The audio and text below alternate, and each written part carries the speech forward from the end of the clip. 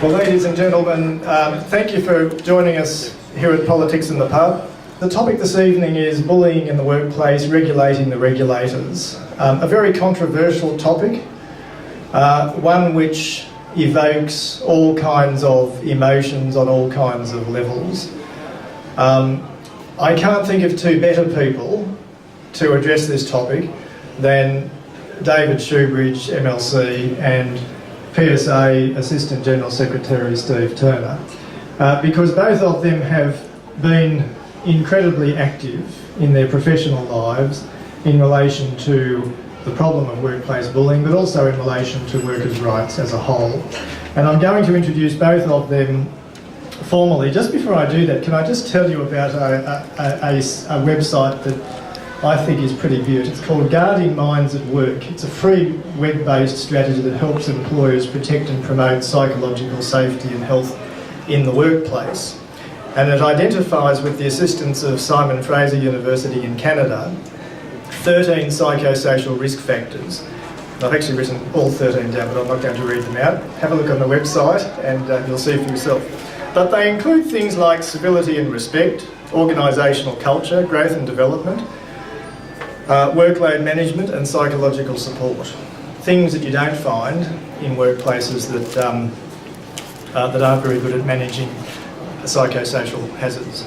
David Shoebridge, MLC, has been a Greens member of the New South Wales Legislative Council since 2010. Probably seems like about 5 minutes because you don't sleep, do you? You just... It feels like 2010.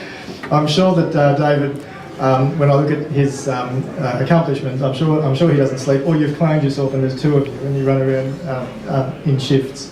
Maybe that's the secret.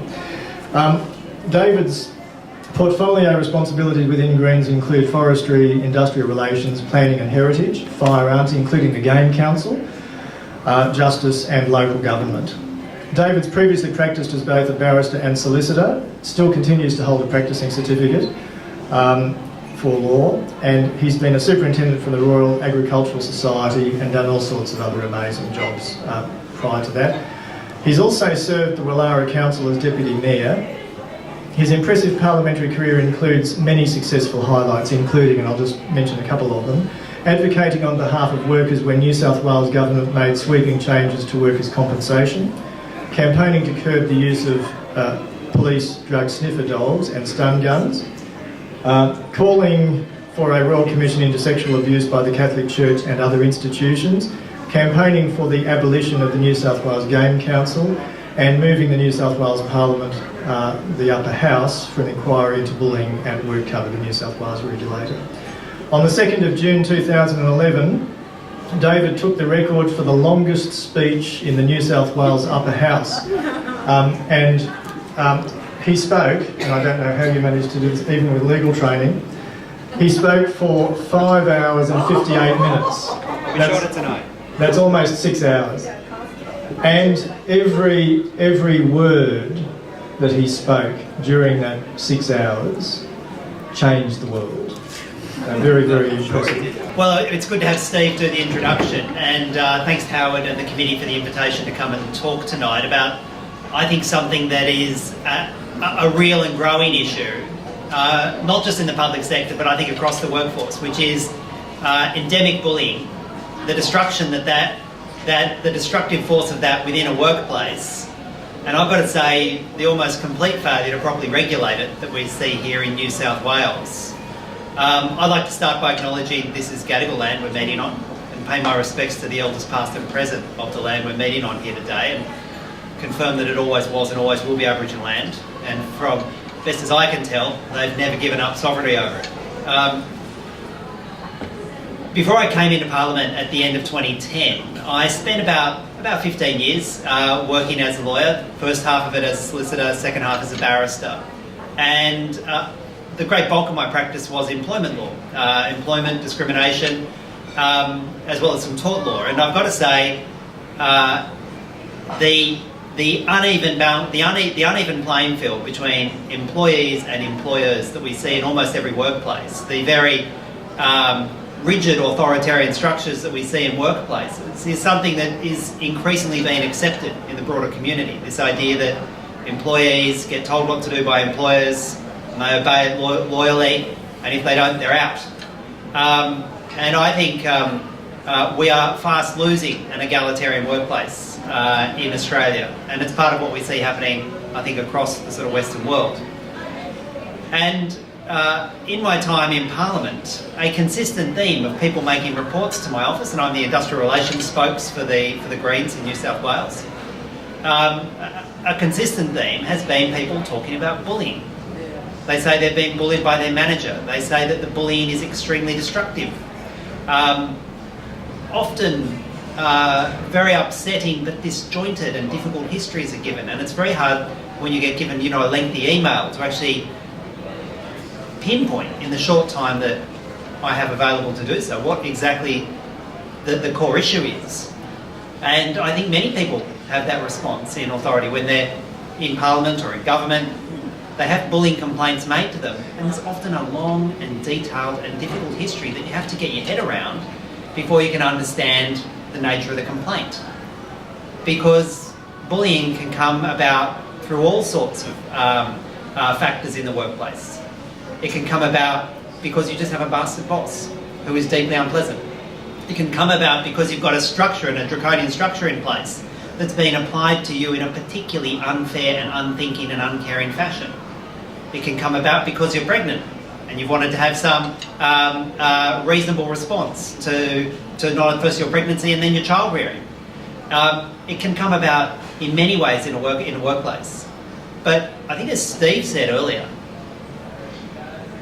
an environment when you have job insecurity and when you have temporary employment and when you think that in the next 12 months you'll be contesting with those around you for your job as you're constantly going through spills in the workplace, that is an environment that engenders and encourages and creates bullying. Yeah. And WorkCover New South Wales has been going through more than a decade of constant restructuring, constant reform, relocation. About a decade ago, they relocated from Sydney up to Gosford. And then they partially relocated back to Sydney. And they restructured, and they restructured, and they restructured, and they restructured. And the 1,000-odd employees of WorkCover have spent the last decade constantly reapplying for their jobs, constantly having to justify their existence, constantly under the threat of retrenchment. And that is an environment that is roll gold ready for bullying. We can talk in the sort of abstract about bullying, but there are a number of case studies that if anyone has the time or inclination to go and look at, the report that was done by the Upper House Committee, which I was on, there are a number of case studies that just give a flavour of what happens in someone's life when bullying happens in the workplace. And I won't read all of them, but I'll read one from a woman called Priya, and it's summarised as this in the report. I've been bullied on a number of occasions at WorkCover and have observed others in my office being bullied. My supervisor has yelled at me and undermined my work efforts. I've been bullied by being denied opportunities to further my career. When I was pregnant, when I worked part-time, I was told that I was not a part of the team and could not perform more challenging roles. When I requested to be allocated more work, this was denied. When I requested training to help me with a new role, these opportunities were also denied with no explanation. I was also excluded from staff meetings. My supervisor gave me conflicting directions. When I asked if I needed to attend meetings on my days off, the response was that I had to come in as it was part of my job, and he didn't care what my reasons were, so I better be there. When I clarified this conversation in writing, the response was it would be appreciated if I could attend, but was not compulsory. The goalposts continually changed.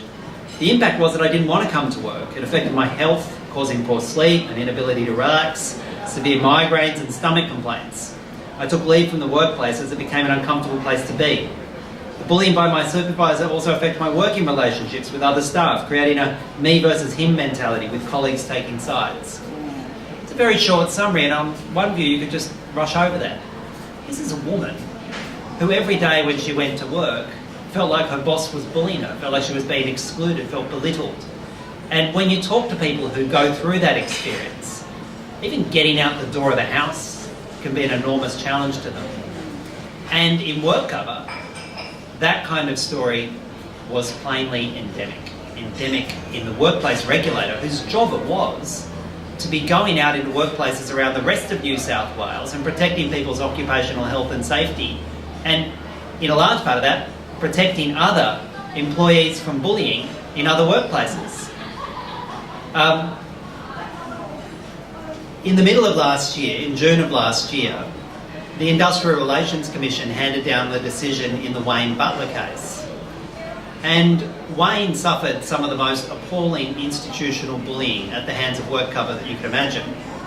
And he was eventually reinstated by the Industrial Relations Commission after a long contested hearing, which WorkCover fought tooth and nail throughout the course of the contested hearing in the Industrial Relations Commission.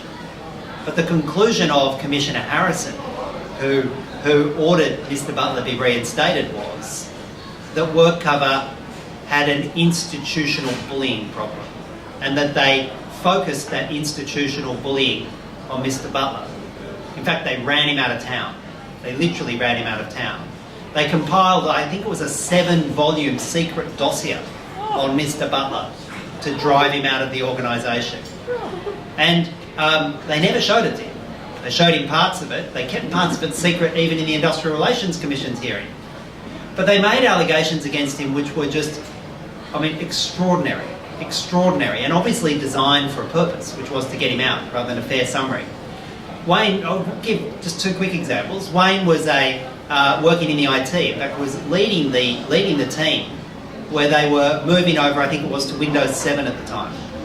And he was having trouble engaging with everybody in WorkCover to get them enthused about this wonderful new program, and I sympathise with his concerns. And he thought, well, one way we could do this is we get the IT people to be wearing Windows 7 t-shirts to kind of show that something's happening and show a bit of visual. So he previously worked in private enterprise, and he called up someone from Windows and said, look, we're rolling this all out, can you get me some t-shirts so as I can wear them and put the t-shirts on and put it out in the team, and we can then have this visual prompt to people about this new Windows 7 product we're rolling. And that was fine. One of the reasons for his dismissal was that he'd made an inappropriate contact with a government, with a potential tenderer seeking some kind of personal or private benefit in getting a t-shirt out of Windows 7. Another example was, and this is in detailed chapter and verse in one of the 7 volumes, this investigation into Mr Butler trying to get some t-shirts to help do his job for free for the government. Another allegation was that he had inappropriately misused his work telephone. Now, Mr Butler, when he wasn't busy working at WorkCover in his private life, was doing work for people and parents who were separated and were having a great deal of difficulty getting access to their kids, and doing some advocacy work in his spare time.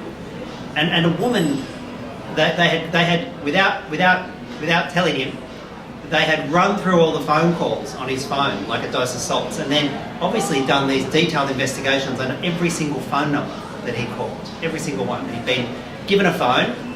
He had a phone for work use, and he was also under the policy allowed it for incidental personal use, as most people are with phones.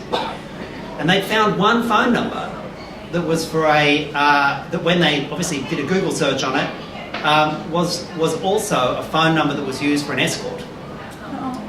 They didn't ask Wayne about it, but they made a conclusion that he'd been inappropriately using his work phone to contact an escort. When he did get to finally meet that allegation in the Industrial Relations Commission, the evidence of Mr Butler, which was accepted because it wasn't challenged when he eventually gave it, was that this was a woman who was going through a very difficult separation, was having significant difficulties with access to her children, and outside of work hours, she had called him, he had called her, about these very issues as an advocate. There were a whole series of emails that confirmed this, but they never asked him. WorkCover never asked him. They just included it in the dossier as one of their 7 odd reasons for terminating him. And there were instances of draconian and inflexible use of procedures. When WorkCover was asked why they spent their time and resources getting a 7-page volume against Mr Butler, they were unable to explain how it was. So it is no wonder that the Commissioner Harrison not only ordered the reinstatement after rejecting each and every basis that was put forward by WorkCover, but made the finding of institutional bullying was against him. I've got to say, Mr. Butler was grossly served by his employer. Did I mention that was the workplace regulator that was meant to be looking after bullying in other workplaces across the state? When that judgment was handed down in June of last year, I've got to say, I could not believe what had been going on in WorkCover. And I'd had many people come and see me, individual issues raised with WorkCover before this, but this crystallised it for me. There is something deeply toxic in WorkCover. And I seized the moment to put a motion forward to call for a parliamentary inquiry. And every so often the Parliament surprises me and decides to actually do something useful. And we eventually got the government, the opposition, and the other crossbenchers to accept a referral to the beautifully named General Purpose Standing Committee No. 1 to do an investigation into WorkCover and allegations of WorkCover bullying. And of course, one of the terms of reference was to review the Wayne Butler case. We called for submissions. We had submissions from Wayne, I think Howard, we had submissions from you. We had enormous help from a couple of extremely hard-working delegates of the PSA within WorkCover. But we also got submissions from academics, submissions from injured workers who found that their bullying complaints were ignored by WorkCover. Many, many submissions. And the first witnesses that we called were the then Chief Executive Officer of WorkCover and the senior management team around her. She came to the committee and I remember asking her, do you accept the findings of the Industrial Relations Commission, which they hadn't appealed and they hadn't challenged? And Mr. Butler had returned to the workplace, by the way, by this stage. She fenced, evaded, and she eventually said, I accept that he's been reinstated. And I said, no. You've had a court case. You've presented your evidence. Mr. Butler has presented his evidence. And the Industrial Relations Commission, the Industrial Tribunal of the state, has made a judgment and findings. Do you accept the findings that you haven't challenged or appealed? No, was the long and the short of it. They didn't accept the findings. And in fact, on further questioning, it became apparent that they had then sought to get a further consultant to go through, without a reference to Mr. Butler, and seek to critique Commissioner Harrison's judgment and come up with reasons why they could legitimately seek, well, at least in their eyes, legitimately seek to say, well, we don't accept it. They didn't appeal it because they knew they didn't have a possible basis upon which to appeal it. They didn't refer any of this to Mr. Butler, but they failed utterly to accept the conclusions. We then had further witnesses, including witnesses from the board. There's a board that oversees WorkCover, and some of that evidence was in confidential session, so I can't go through the details of that evidence. But it was very clear, though, that the principal focus of the board of WorkCover had been on the financials. And the largest task that the WorkCover board had to do was oversee this very large statutory fund in relation to Workers' Compensation Commission, about an $11, $12, $13 billion fund, where all of the premiums for workers' comp are paid into and then are used to pay out the now grossly meagre payments that injured workers get in New South Wales. But they'd been totally focused on that and would spend maybe 5 minutes looking at issues in relation to into HR issues or OHS issues within WorkCover. And there had been only summary, and I've got to say, in my opinion, grossly misleading reports being given to the board by the senior management about what exactly had been going on with bullying and what exactly had happened in Mr. Butler's case. And they'd never given the judgment to the board of Mr. Butler's case. It would be fair to say that the CEO of WorkCover had a very bad day in the office when she appeared before that committee. And I think we were rugged with her. And I think we were insistent with her. And I think we were in disbelief at her position and the position of senior management at WorkCover. And I think she left and the rest of the team thinking, there are people watching and we might have to do something here. But despite that, she came back and gave some further evidence some weeks later, which was marginally better. But there was very clear that there was no acceptance within WorkCover they had a problem. And yet, whilst the CEO and the chief executives were telling us not a problem, we had case after case after case after case after case after case of employees at WorkCover detailing how they'd complained about bullying, they'd been waiting 3 years, it had never been resolved. They complained about bullying, and in fact, as a result of making the complaint about bullying, they found themselves moved or terminated. Time after time after time, the pattern was extraordinary. And the problem was fundamentally endemic. And what they said was, where do we go? We make a complaint to our supervisor, but as employees of WorkCover, when they fail to act, who do we turn to? Where's this independent person that we can turn to? They had nobody to turn to. And when an individual has no one to turn to, and the organisation knows they have no one to turn to, and there's this ongoing uncertainty about whether you're going to have your job or not, you have this like perfect storm for bullying. And that's exactly what was happening in WorkCover. And there's a failure to report up to the board and a lack of time or attention from the board to look back in and find out what on earth is going on in WorkCover as well. So we came up with a series of recommendations. And first and foremost, we said the senior management of WorkCover need to publicly accept they've got a toxic culture of bullying, and they need to apologise to Mr. Butler for the bullying that happened as a symbolic moment of acceptance. And you need to sit down and engage with the Public Service Commissioner and others to fix your entrenched bullying problem. We also said that we need to find an alternate avenue for the workers for those working at WorkCover when they have a complaint. We need to find somebody to regulate the regulator. There were a number of options proposed, but the recommendation that we had was that the inspectorate in the Department of Trade, which has its own workplace inspectorate that mainly looks at mining-related occupational health and safety issues, we said there is probably the most ready independent source of investigation that we can see in the structure of New South Wales. And you need to enter into a protocol with them so that allegations about WorkCover bullying in WorkCover can actually be referred to an independent body who can then investigate it away from the work management of WorkCover. We made those recommendations, it was unanimous. Now, the New South Wales Parliament doesn't normally do things in a unanimous fashion. And indeed, the chair of this committee was the Honourable, the Reverend Fred Nile.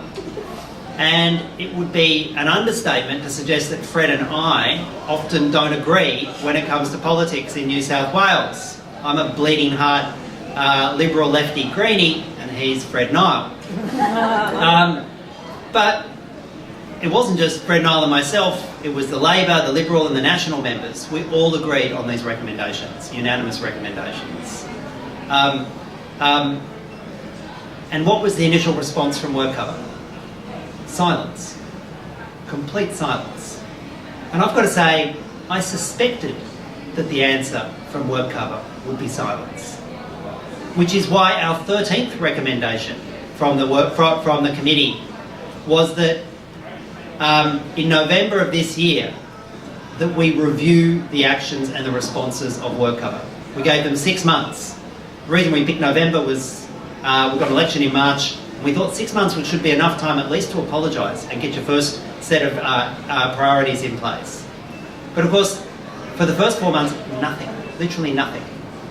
And then we had some fairly seismic activities. The previous CEO had left, a new CEO came in, there was significant change in the upper management team, and literally, I think it was a week before, the WorkCover were required to come back before our committee and explain themselves to our committee that we saw a public apology to Mr. Butler, a public acceptance that they had a bullying problem, and a public commitment to actually fixing it. And I will give the new Chief Executive Officer this credit. When he eventually came and gave evidence to our committee, I think he'd actually got it. I think he said the first thing he did when he came into the office was he asked for the copy of the Upper House Committee's report, and he read through it and he digested it, and he realised if he didn't address that, he was going to have a miserable stay in office as the Chief Executive Officer of WorkCover. And I've got to say, I do think he got it. I was less impressed though by the response of the Public Service Commissioner. I think there was a lot of talk, but very little action from the Public Service Commission. Talked about a round table on bullying and ongoing administrative structures. But I think at least within WorkCover, and Howard could probably ask me some questions or critique me in this, there has been a genuine change in the air. And a lot of that change is actually de-escalating problems. Don't allow a bullying complaint to immediately be escalated into a formalised complaint, which then brings people into conflict. But actually address it early, address it at its source, and try and deal with the merits of it without escalating it into a broader complaint, and try and fix those structures. But the other thing we need to do is make sure that we don't have this constant churn, this constant people going for their jobs. Because I think we've had a little bit of institutional stability in the last 12 to 18 months in WorkCover. And my great fear is that after the next election, we'll get some new minister who comes in and says, I think we should shake everything up at WorkCover and have everybody go for their jobs again. And we'll be back into a bullying-ready climate. I think it's one of the few cases, probably a couple more that I can think of, where shining a light on somebody and holding them to account and insisting that we do our job as parliamentarians and actually demand accountability from the executive actually worked. Do I think it's perfect? No. Do I think that bullying has ceased in WorkCover? I don't. But do I think that employees who are subject to bullying in WorkCover now have a fairer chance of getting a decent response from management and actually have somewhere independent to go to? Well, then I do think that. And I think that hopefully that will mean that WorkCover can finally start doing its job in the rest of workplaces around New South Wales and address bullying where it's required to. Thank you.